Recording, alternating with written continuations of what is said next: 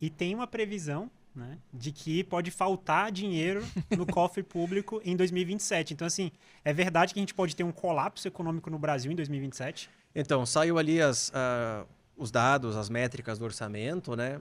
Que nos próximos anos, 26, 27, vai faltar dinheiro. O que eu vou dizer? Pois é, eu quero saber se o Brasil vai quebrar em 2027, porque eu quero vazar se for... Ó, eu tenho 2 anos para sair fora. Tá. Qual é o problema do Brasil? Essas são métricas fiscais. Vai faltar o dinheiro porque se gasta muito. Então, aqui no Brasil, as pessoas têm a impressão de que o nosso problema é nós não gastamos o suficiente, o governo precisa gastar mais. Nossa. Só que isso tem uma série de implicações. Esse é um pensamento de primeiro nível. Gastar mais significa mais crescimento. Mas existem consequências secundárias, terciárias, assim por diante. Não é simplesmente gastar mais e crescer mais. É que todo remédio tem um efeito colateral. Tem todos os efeitos. Exato. Então, realmente, o Brasil, nos últimos anos, ele tem surpreendido em termos de crescimento, porque depois do Covid, o mundo mudou. Alguns países saíram do Covid mais fortes do que quando entraram. O Brasil, antes da pandemia, crescia 1% por ano, mas assim, com muita dificuldade. Depois da crise de 2014, 15 e 16, o PIB cresceu 1% em 17, 1% em 18, 1% em 2019. E depois do Covid, explodiu. Então, houve uma mudança na economia, não só brasileira, mas americana, global. A China saiu mais fraca. E aí, depois da eleição, a nova administração disse que é preciso gastar mais porque isso vai sustentar o crescimento. Vai, mas não para sempre. Porque você não consegue crescer para sempre dependendo do orçamento público.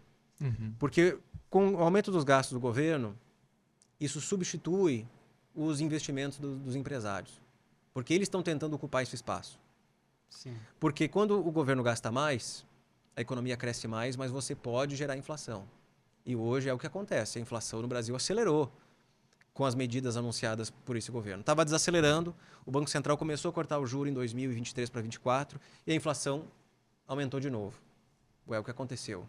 As políticas econômicas desse governo são inflacionárias. E isso Papai Lula. Papai Lula? Isso não é novidade. Então, assim, Lula vai acabar com o Brasil ou não? Até 2027? eu acho que não. O Brasil ele aceita muito desaforo. Mas se ele for reeleito, daí é outra situação. aí quebra. Mas Então assim, esse corte o Brasil ele aceita muito desaforo. É incrível isso. É porque o povo não para de trabalhar. É incrível. Cara, mas eu como vou aceita te dizer uma desaforo. coisa, eu tenho 37 anos de idade. Com 37, eu sempre ouvi que o Brasil tá pronto pra quebrar. Cada 10 anos eu ouço E isso. quandes vezes ele quebrou? 0. Não, Não, teve 2014, 2014, 2015. foi ele quebrou. horrível. A Bateu maior na trave. crise. Ele deu uma crise, mas aí ele me impulsionou a entrar em Bitcoin. Então, foi a maior crise da nossa É tipo história. o Fênix. 2014, Surge das cinzas. 2014 foi a maior crise da nossa história e as pessoas nem lembram mais, né? A Dilma. Por que 14? Não foi só bobagens feitas domesticamente. Não era só corrupção, não era só o excesso de gastos públicos, as influências do governo nas decisões do Banco Central. Isso é muito preocupante e aconteceu semana passada nos Estados Unidos. Então, eu ia te perguntar, não tá rolando isso nos Estados Unidos que o Trump quer interferir na política monetária lá? Os Estados Unidos estão vivendo um emerging markets moment, um momento dos mercados emergentes. Vamos entrar lá. 2014 isso acontecia, o governo ele influenciava as decisões do Banco Central. Amigo, tem um manualzinho escrito, pede aí no ChatGPT, um manualzinho escrito do que fazer numa situação que nem essa. Ele vai dizer, você compra dólar, você vende títulos públicos, você vende bolsa. Então, quando o governo está dando pitaco nessa não parte, pode, o Banco Central tem que ser independente. Sai fora. Tem que ser independente. Tanto que, tipo Isso assim... não está acontecendo agora? Não. Não tá. Existia o risco quando saiu o Campos Neto e entrou o Galípolo. Quais serão as decisões do novo presidente? Todo mundo atento a qualquer respiro do Galípolo, todo mundo atento às nomeações dos diretores do Banco Central, como deveria fazer, quem são, eles têm algum viés ou não, mas as pessoas que foram postas nesses lugares são pessoas realmente com conhecimento, não é qualquer um que está lá. Beleza. O Galípolo ficou muito conhecido por declarações na época da pandemia, do Covid.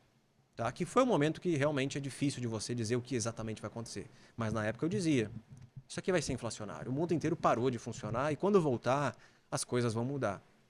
Enfim, então falando sobre 2014, qual foi o nosso problema ali? O bear market das commodities. que é o ponto-chave dos emergentes. O petróleo em queda, ele é excelente para controlar a inflação, por exemplo, via o componente de transportes da inflação, que é combustível, né?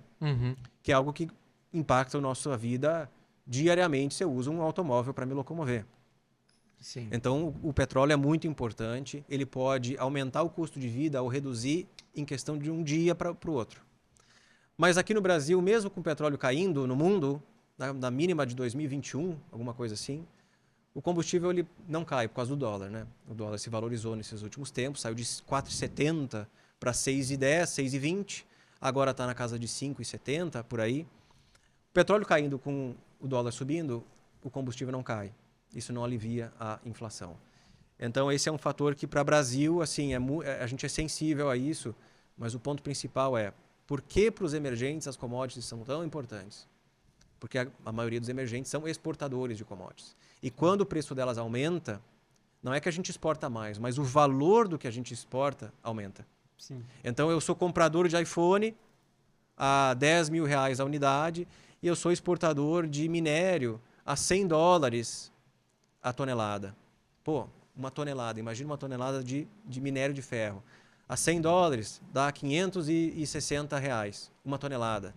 Enquanto que o iPhonezinho desse tamanho Negócio de plástico. é R$10 mil. Então, Esse é um custo de produção de $10. Esse é um problema. Esse é um problema. Na China. Então, vamos voltar lá para a crise do Brasil em 2027. Tá? Não depende só do presidente. Eu acho que o Brasil ele aceita muito desaforo, mas sempre tem um limite. Mas sabe, eu acho que Para o mim, as Brasil... commodities é importante. O problema do Brasil, pra mim, é a falta de confiança. Tu confia em um brasileiro? Não. Em médio? Um brasileiro médio, tu consegue confiar? Não. Eu não consigo confiar no Brasil Sim. por causa disso, porque eu não confio no brasileiro. A gente tem uma cultura muito complicada, né? E aí é que tá, a cultura, tu acha que ela não se espelha muito no mercado de ações brasileiro? Que é parecido, assim? Sim. Não sei. Eu vejo, assim, que investimento no Brasil é algo que... nós estamos numa fase de impopularidade.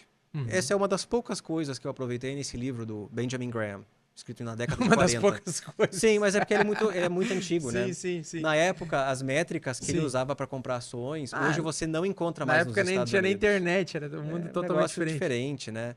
A história mostra que nessa época, investimento em ações, os maiores sucessos na Bolsa Americana eram de pessoas que tinham informações privilegiadas, ou o cara que comprava no boato, era isso. Mas tu acha que ainda não é assim?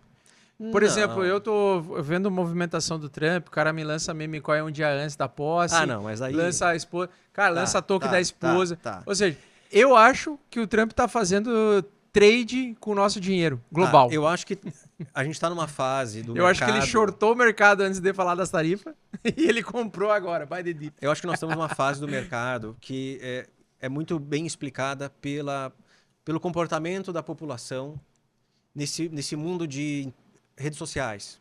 É tudo muito rápido. Sim. Na segunda-feira do dia 7 de abril, saiu uma fake news que o Trump ia suspender as tarifas por 90 dias. Ah, era fake news, então. A de segunda-feira era fake news. Foi o meu dia mais lucrativo fazendo operações no intraday. Caramba. Em cima de uma fake news. O mercado foi e voltou tudo. Pois 2 é, dias baseado depois... nisso, dá pra dizer que o mercado ele é volátil por notícia, né? 2 dias depois... Não, é assim. 2 dias depois, isso foi confirmado. Pode ser. As tarifas foram suspensas por 90 dias. Sim. Não, então não era fake news. Sim. Só que uma postagem de um cara chamado Walter Bloomberg... Quem é que foi o filho da puta que inventou essa notícia aí? Eu quero saber a origem do capeta. Quem tá ligado? postou foi o tal do Walter Eu segui esse Bloomberg. maluco, velho. Se você quer se informar sobre o mercado nas redes sociais, tem que seguir ele porque ele posta muita coisa boa. É uma foto dada de um cara, não sei se é ele justamente, é tipo o Zero Hedge, sabe? Não Sim, sei o se Zero é Hedge, ele, sim. mas também não importa. O cara posta várias breaking news do dia, tá? Não era fake news, porque 2 dias depois foi confirmado que as tarifas foram suspensas. Então foi uma especulação e depois foi tipo um Dizem- fake news especulativo ou alguém vazou a informação. Dizem que aí- é muito comum um governo Isso é ele testar o manipulação. mercado. Testa o mercado. Como que o mercado reagiria se eu anunciasse isso aqui? E aí isso acontece muito com o Fed, membros do FONC, do Comitê de Política Monetária, eles trazem informações nova sobre a percepção do Fed em relação à economia, o que eles vão fazer com o juro, e aí você dá uma testada no mercado. Isso é a importância da comunicação do Banco Central. Sim. Então, aquilo ali era fake news. O mercado explodiu em questão de segundos, minutos, em cima daquela notícia. Hoje nós estamos lidando com o mercado muito rápido. As redes sociais, tudo fica muito mais rápido. Com os grupos de WhatsApp e Telegram, mídia fica social muito mais rápido. é muito bom para pumpar projeto ruim. E aí, Tipo então, scam. eu vejo que existe muita manipulação de mercado. A galera que me segue nas redes sociais vai dizer o seguinte, pô, mas você não é o cara que sempre disse que o mercado não é manipulado. É que a gente é hipócrita, pô. É que todo dia... Eu também sou hipócrita. Não todo dia alguém diz pra mim, esses dados são manipulados. Sim. Esse mercado é manipulado. Calma, não é bem assim. Um mercado de trilhões de É porque é o dólares... contexto. E o pessoal tira do contexto as coisas. Tá.